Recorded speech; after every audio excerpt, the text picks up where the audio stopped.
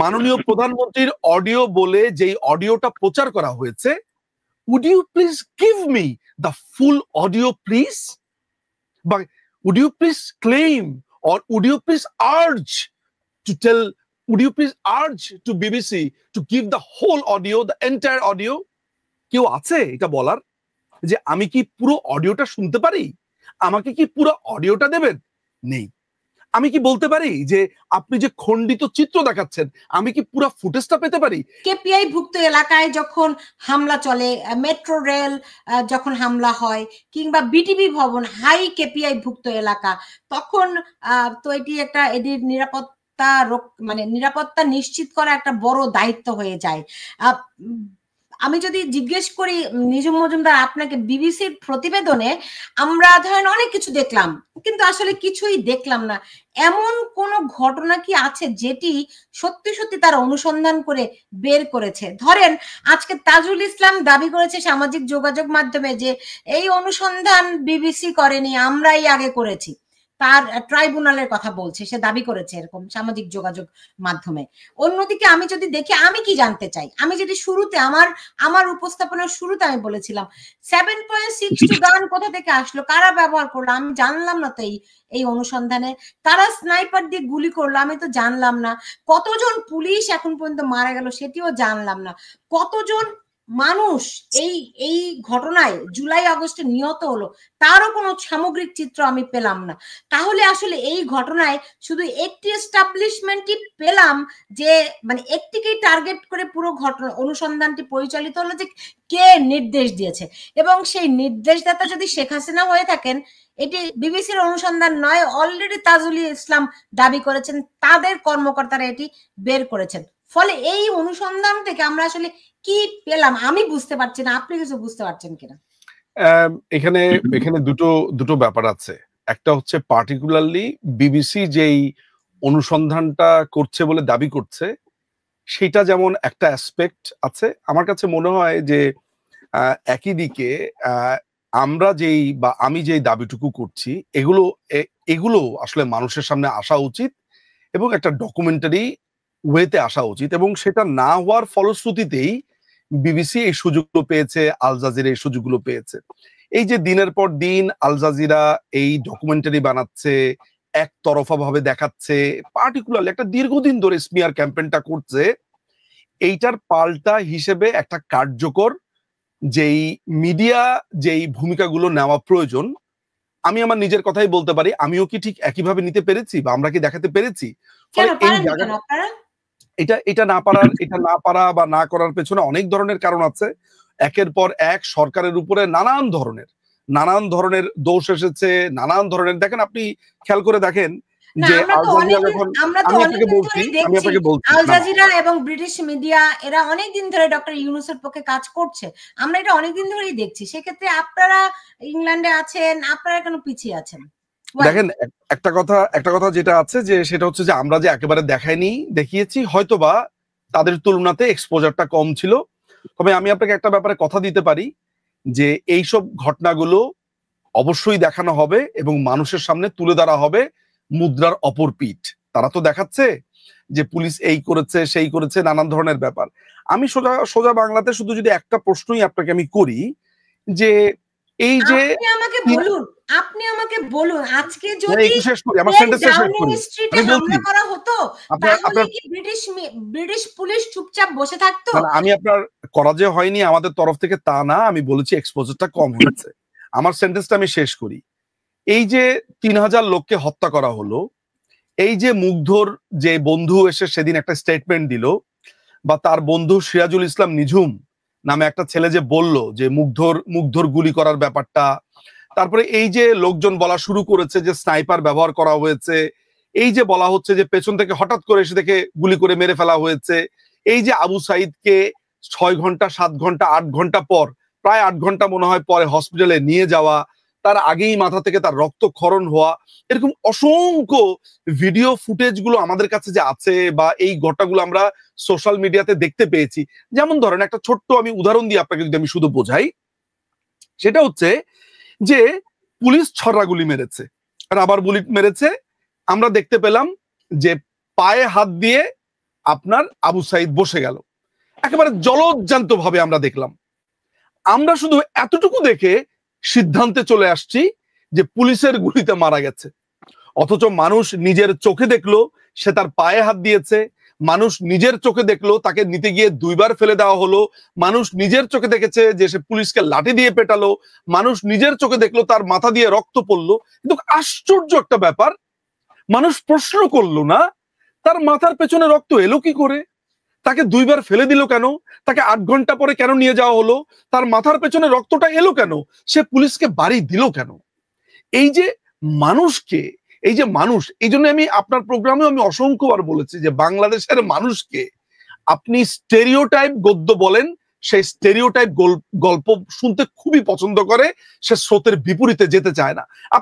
আপনি যে কোনো মানুষকে জাস্ট র্যান্ডমলি, আপনার এখানে যারা কমেন্ট করছে খুবই তীব্রভাবে আমাদের বিরুদ্ধে, তাদের একজনকে এখানে ডেকে নিয়ে এসে জিজ্ঞেস করেন তো যে মাননীয় প্রধানমন্ত্রীর অডিও বলে যেই অডিওটা প্রচার করা হয়েছে, would you please give me the full audio please, but would you please claim or would you please urge to tell, would you please urge to BBC to give the whole audio, the entire audio? কেউ আছে এটা বলার যে আমি কি পুরো অডিওটা শুনতে পারি, আমাকে কি পুরো অডিওটা দেবেন? নেই। আমি কি বলতে পারি যে আপনি যে খণ্ডিত চিত্র দেখাচ্ছেন আমি কি পুরো ফুটেজটা পেতে পারি? এই যে আপনি ডকুমেন্টারির মধ্যে আমি দেখলাম আবু সাইদকে নিয়ে যাচ্ছে, আমি কি তাকে বলতে পারি আচ্ছা আবু সাইদ যে পুলিশকে গিয়ে একটা লাঠি দিয়ে বাড়ি দিল সেটা আপনি দেখালেন না কেন? আচ্ছা এই যে আপনি আবু সাইদকে নিয়ে যাচ্ছে 4টা-5টা ছেলে, ঠিক সেই জায়গাতেই সে আপনার ফুটেজটা বন্ধ করে দিয়েছে, ঠিক যার পরপরই তাকে ড্রপ করে ফেলে দিয়েছে তার মাথাটা আগে, সেটা আপনি দেখালেন না কেন? আচ্ছা আবু সাইদের মাথা দিয়ে যে রক্ত পড়ছে এইটা আপনি দেখালেন না কেন? তাহলে এটাকে আমরা বলি হচ্ছে পলিটিক্স অফ কনভেনিয়েন্ট, অর্থাৎ আপনার ঠিক যতটুকু আপনার জন্য কাজে লাগবে আপনি ওইটাই দেখাবেন। আমি তো দুটো চিত্রই দেখতে চাই। আচ্ছা এইবার আমি একটু আইনের ব্যাপারে আসি। আচ্ছা আইন কি বলছে? আইন পরিষ্কার করে বলছে পুলিশ প্রবিধানের 153 ক আই অনুযায়ী পুলিশ ব্যক্তিগত আত্মরক্ষা বা সম্পত্তি রক্ষার অধিকার প্রয়োগ করার জন্য আগ্নেয়াস্ত্র ব্যবহার করতে পারবে। দণ্ডবিধি আইনের 96 থেকে 106 ধারা। পুলিশ প্রবিধানের 153 ক 2 অনুযায়ী পুলিশ বেআইনি সমাবেশ ছত্রভঙ্গ করার জন্য আগ্নেয়াস্ত্র ব্যবহার করতে পারবে। এইটা আবার কনফার্ম করছে ফৌজদারি কার্যবিধির 127 থেকে 128 ধারা। পুলিশ প্রবিধান 153(3) অনুযায়ী কোন কোন পরিস্থিতিতে পুলিশ গ্রেফতার কার্যকর করার জন্য আগ্নেয়াস্ত্র ব্যবহার করতে পারবে সেটা ফৌজদারি কার্যবিধি 46 ধারাতে বলা আছে। পুলিশ প্রবিধানের 153 খ অনুযায়ী ব্যক্তিগত আত্মরক্ষা অধিকার প্রয়োগের জন্য পুলিশ আগ্নেয়াস্ত্রের ব্যবহার করতে পারবে। আমি আপনাকে এই 5টা আইন বললাম। এখন সুলতান আপা আপনার কাছে প্রশ্ন, পুলিশকে যখন ঢিল মারা হচ্ছে পুলিশ প্রপোর্শনেট ফোর্স ইউজ করছে, সেটা কি ছড়রাগুলি, টিয়ার গ্যাস, ঢিল মারা হচ্ছে, পাটকেল মারা হচ্ছে, ফাইন। তো পুলিশকে যখন মেরে যাত্রাবাড়ি ফ্লাইওভারে ঝুলিয়ে দেওয়া হচ্ছে তখন কি পুলিশ অফিসার বলবে মাননীয় প্রধানমন্ত্রী আমি কি এখন গুলি করতে পারি? এটা কি পুলিশ তখন বলবে? পুলিশ তখন গুলি করবে, এটা আইনে আছে। তাহলে আইন চেঞ্জ করেন। এখন আপনারা কি বিবিসির বিষয়গুলি তুলে ধরবেন? 153 পুলিশকে গুলি করার অধিকার আছে পুলিশের। 3000 পুলিশকে মেরে ফেলা হয়েছে আর ওরা বলছে ওদের 840 জনকে মেরেছে। এটা হচ্ছে ওদের দাবি। প্রথমে বলেছে 4000, 4000 থেকে নেমে এসেছে 2000, 2000 থেকে নেমে এসেছে 1500, 1500 থেকে নেমে এসেছে 1000, এখন এসে 840। ওই 840 জনের মধ্যে কালকে যে প্রতিবেদনটা দেখতে পেয়েছি সেই প্রতিবেদন হয়েছে আপনার চুরি করতে গিয়ে ধরা পড়েছে নিউ মার্কেটে আজকে থেকে 5 মাস আগে, ওই ঘটনার 5 মাস আগে তাকেও নাম ঢুকিয়ে দিয়েছে। আমি আপনাকে এই পরের সেগমেন্টে আমি এটা দেখে দেখে আপনাকে পড়ে শোনাচ্ছি, রেজাল ভাইয়ের পরেই আমি এটা বলবো যে কাদের কাদের রিপোর্ট করেছি যে ধর্ষণের আসামিকেও, যে ধর্ষক ওই আন্দোলনের সময় একজন ধর্ষক, দুইজন ধর্ষক, বিবিসি কি এটা দেখিয়েছে যে গণভবন থেকে চেয়ার চুরি করেছে, ফুলের টপ চুরি করেছে, কায়সার আহমেদ যে আপনার প্রিন্টার চুরি করেছে, লুটপাট করেছে, খুন করেছে, তারপরে গণভবন কমপ্লেক্স হত্যা করেছে। আপনি রেজাল ভাইকে জিজ্ঞেস করেন না কেন যে উনাকে খুন করতে কিভাবে এসেছিল? সেটা কি বিবিসি প্রতিবেদনে দেখিয়েছে?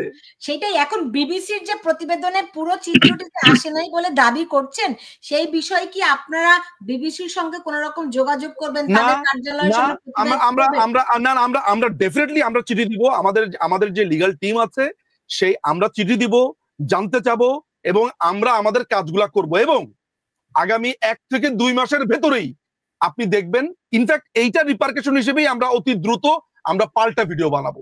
শেষ, আমাদের যতটুকু ক্ষমতা আছে আমরা করব, আমরাও দেখাবো।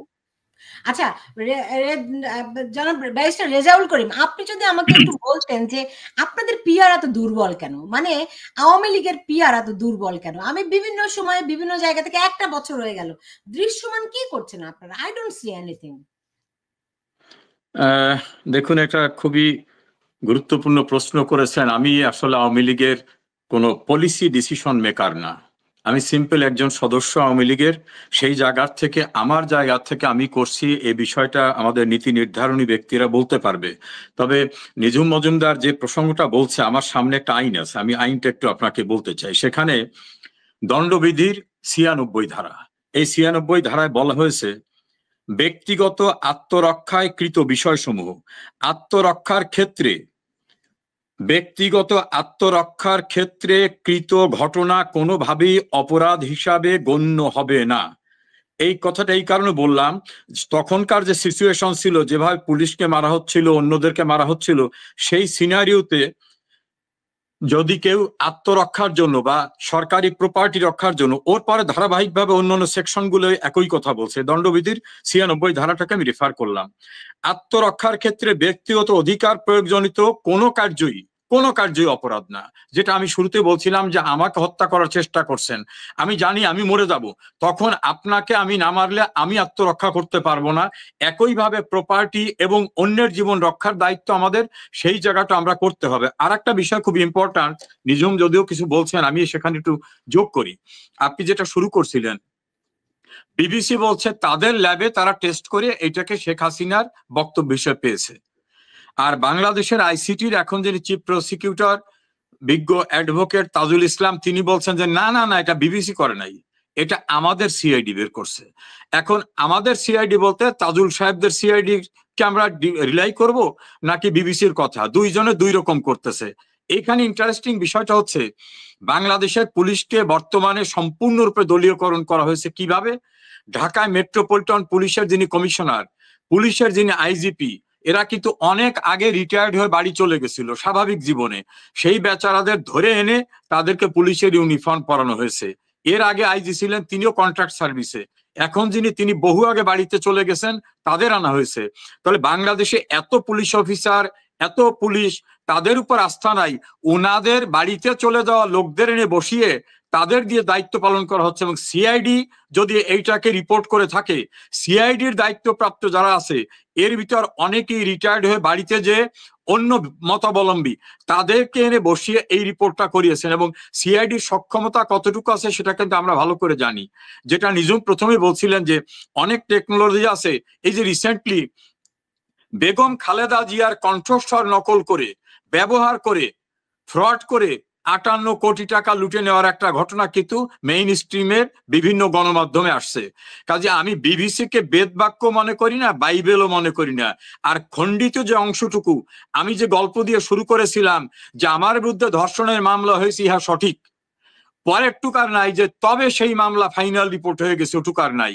কাজে বিবিসির এই সাংবাদিকতার জায়গায় যদি এটুকু থাকতো যে এই ঘটনাকালীন সময় পুলিশকে হত্যা করা হয়েছে, তাদের টাঙিয়ে রাখা হয়েছে, জেল ভেঙে এত লোক বেরিয়ে গেছে, হিজবুত তাহরীর সদস্যরাও স্বীকারোক্তি করেছিল, 450টি থানা আক্রমণের শিকার হয়েছিল, জামাত যেগুলো স্বীকার করেছে, যদি নেগেটিভ দিকটা পজিটিভ দিকটা দুইটা আসতো, তাহলে ব্যালেন্স অফ কনভিনিয়েন্স এবং ইনকনভিনিয়েন্স থাকতো। আমি এক সময়, আজ থেকে 39 বছর পূর্বে আমি ওয়ার্কিং জার্নালিস্ট ছিলাম। জার্নালিজমে যাদের বিরুদ্ধে অভিযোগ আনা হবে তার আদার সাইটের চিত্রটা আনার কথা। বিবিসির যে রিপোর্টটা দেখলাম, আদার সাইটের চিত্রটা টোটালি অ্যাবসেন্ট, ওয়ান সাইডেড নেওয়া হলো। এটা কি সাংবাদিকতার নীতিমালার ভিতর পড়লো? অবশ্যই না। আমরা ফক্স নিউজ থেকে অনেক নিউজের অনেক ঘটনা প্রবাহ দেখছি যে ভয়ঙ্কর অবস্থা ঘটে গেছিল সংবাদ তৈরি করে। এবং বড় বড় দেশে অনেক গণমাধ্যম কিন্তু ওই দেশের বিভিন্ন রাজনৈতিক দলের হাউস হিসাবে বিবেচিত হয়। আল জাজিরা যখন সবাইকে prime minister Sheikh Hasina's man হিসাবে তুলে ধরলো, সেখানে এমন গাঁজাখুরি গল্প ছিল যে গল্প আদৌ বাস্তবতায় ছিল না, এমন ঘটনাকে দেখেছি। কাজে বিবিসির এই রিপোর্টটা সম্পূর্ণরূপে সাংবাদিকতার নীতিমালার পরিপন্থী। এই রিপোর্টটা আদার সাইডকে স্কোপ দেওয়া হয়নি। এমনকি আওয়ামী লীগের কারো যদি একটা ইন্টারভিউ নেওয়া হতো যে আপনাদের বিরুদ্ধে এই বক্তব্য আছে, আপনার নেত্রীর বিরুদ্ধে আপনাদের কি বক্তব্য, তাহলে উভয় পক্ষের বক্তব্যটা আসলে এটা গ্রহণযোগ্য হতো। ফলে এই রিপোর্টটা নিয়ে এত মাথা ঘামাবার এই কোনো কারণ নাই। এটা অন সাইডেড, একজনকে হিউমিলিয়েট করার উদ্দেশ্যে এই রিপোর্টটা। এর নেপথ্যে এই যে রিপোর্টটা একজন ইন্ডিপেন্ডেন্ট লয়ারের কথা বলা হয়েছে। প্রাসঙ্গিকভাবে আমাকে বলতে হয়, টবি ক্যাডম্যান কে ছিলেন? তিনি মীর কাসেম, যুদ্ধ অপরাধী যার ফাঁসি হয়েছে, তিনি তো তার লয়ার ছিলেন, জামাতের লবিস্ট ছিলেন। তিনি এখন ইন্ডিপেন্ডেন্ট লয়ার হয়ে গেলেন। তিনি এখন বাংলাদেশে শেখ হাসিনার বিচার হবে সেই পক্ষে। এক সেন্সে ঠিক আছে, কারণ শেখ হাসিনা যুদ্ধ অপরাধীদের বিচার করতে চাইছিলেন, সেই সময় উনি যুদ্ধ অপরাধীদের লয়ার ছিলেন। এখন শেখ হাসিনার বিচার হবে, সেখানে উনি দায়িত্ব নিয়ে যাওয়ায় এটা আমার মনে হয় যে তাদের দিক তারা চেঞ্জ করেন। নামটা হয়তো বাদীপক্ষ বিবাদী পক্ষ হয়েছে, কিন্তু সেন্টিমেন্টের জায়গায়, আইডিওলজির জায়গায় তিনি যাদের দ্বারা নিয়োজিত হয়েছিলেন। এখানে আরেকটা জিনিস আপনি সুলতানা শুনলে আপনার অবাক লাগবে। ট্রাইব্যুনালের একজন চেয়ারম্যান আছেন, আমি লয়ার, নামটা সবাই জানেন, আমি আর বললাম না। তিনি রিটায়ার্ড করার পরে সুপ্রিম কোর্টের আপিল বিভাগে সালাউদ্দিন কাদের চৌধুরীর আইনজীবী হিসাবে পিয়ার করছিলেন হাইকোর্টের বিচারপতির থেকে অবসরে যাওয়ার পরে। তখন অ্যাটর্নি জেনারেল মাহবুব আলম বললেন যে উনি তো 2 দিন আগে রিটায়ারমেন্টে গেছেন, উনি এখন সরকারি বেতন খান, ওনার সরকারি গাড়ি আছে, গানম্যান আছে, সরকারি বাড়ি ব্যবহার করেন, উনি তো ভেরি মাচ ইন সার্ভিস, উনি তো মুভ করতে পারেন না। তারপর উনি চিৎকার করে সালাউদ্দিন কাদের চৌধুরীর পক্ষে আর্গুমেন্ট করা শুরু করলেন। তখন জাস্টিস এস কে সিনহা বললেন, আপনি আর একটু ভাবেন, আজকে মামলার আমরা শুনানি করব না। 6 দিন পরে তিনি কোর্টে এসে বললেন, মাই লর্ড, আমি রিটায়ার্ড করলাম। তো যে লোকটা সালাউদ্দিন কাদের চৌধুরীর উকিল হয়ে অ্যাপিলেট ডিভিশনে গেলেন, তাকে চুক্তি ভিত্তিক এই আইসিটি ট্রাইব্যুনালের বর্তমানে চেয়ারম্যান করা হয়েছে। কাজে জিনিসটা পরিষ্কার যে ওখানে ট্রায়ালের নামে কি হচ্ছে, ওখান থেকে রিপোর্টের নামে কি হচ্ছে, ওখানে প্রসিকিউশনের কি স্টোরি তৈরি করা হচ্ছে। তাজুল সাহেব প্রথম দিনে বললেন তদন্তে পাওয়া গেছে শেখ হাসিনার নির্দেশেই সমস্ত স্থাপনায় আগুন দেওয়া হয়েছে, ভাঙচুর করা হয়েছে। আর যারা ভাঙচুর করলেন তারা বললেন যে না, আমরাই ভাঙচুর করেছি। এখন তাজুল সাহেব এবং রিপোর্টটাকে বিশ্বাস করব না যারা আত্মস্বীকৃত হামলাকারী তাদেরটা বিচার করব, তাদেরটাকে বিশ্বাস করব? কাজে এটা হাস্যস্কর একটা প্রসিকিউশন হচ্ছে। সেই প্রসিকিউশনকে সাপোর্ট করার জন্য বাংলাদেশের গণমাধ্যমের তো গলা টিপে ধরে রাখা আছে, তারা বিভিন্নভাবে করতেছে। বিদেশি গণমাধ্যমও যে বায়াসড হয় নাই এ কথা বলার অবকাশ রাখে না।